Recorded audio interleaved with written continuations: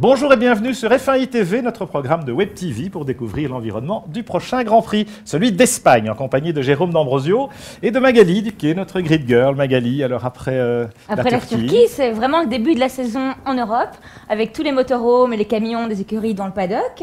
On est en Catalogne, à 25 km au nord de Barcelone, dans les collines de Montmelo.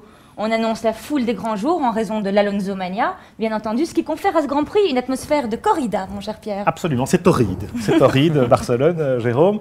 C'est évidemment un circuit de Catalunya que vous connaissez très bien, puisque il va faire beau. On sait que ça va être torride parce que ça tombe tard, au mois de mai cette année-ci. C'est le circuit où vous allez, toutes les équipes vont tourner en essai, donc vous le connaissez comme votre poche. Ça change quoi ? Ça change que je pense qu'on va directement chercher des limites qu'on ne va pas forcément chercher ailleurs. C'est un circuit permanent qui est régulièrement utilisé, donc on arrive en général, il est directement propre. On peut directement commencer avec le travail sérieux dès le premier essai libre. Et c'est surtout un circuit aussi magnifique avec ce virage numéro 3 qui est un long virage en appui presque à fond.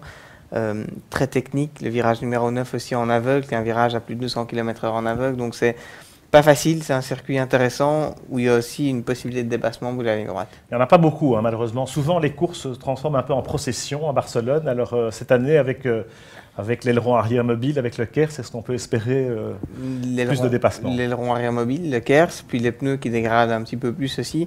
Donc, je pense que chaque Grand Prix cette année-ci, plus ou moins presque chaque Grand Prix pourra être considéré comme potentiellement assez intéressant. Alors, il y a une dimension stratégique, évidemment, quand on ne peut pas dépasser sur la piste, ou à cause de l'usure des pneus, on peut essayer de décaler un peu les changements de pneus au stand. Tout à fait, ça fait partie des plans et des discussions d'avant Grand Prix avec les ingénieurs pour définir des stratégies, pour essayer de pouvoir aussi dépasser une voiture pendant les stands, pendant les arrêts de ravitaillement. Le fait qu'on se retrouve dans un environnement connu, hein, motorhome, paddock qu'on connaît, est-ce que moralement, physiquement, ça donne un peu plus de confort ? Disons que c'est vraiment, on est chez soi, on est dans le motorhome, dans le camion, on a tous nos chambres et c'est vraiment, on est à la maison, c'est un côté pratique aussi, même si l'exotisme des Grands Prix asiatiques et hors Europe est aussi très sympa. Ok, ben on y va. Alors, premier Grand Prix en Europe, ce sera à Barcelone dimanche.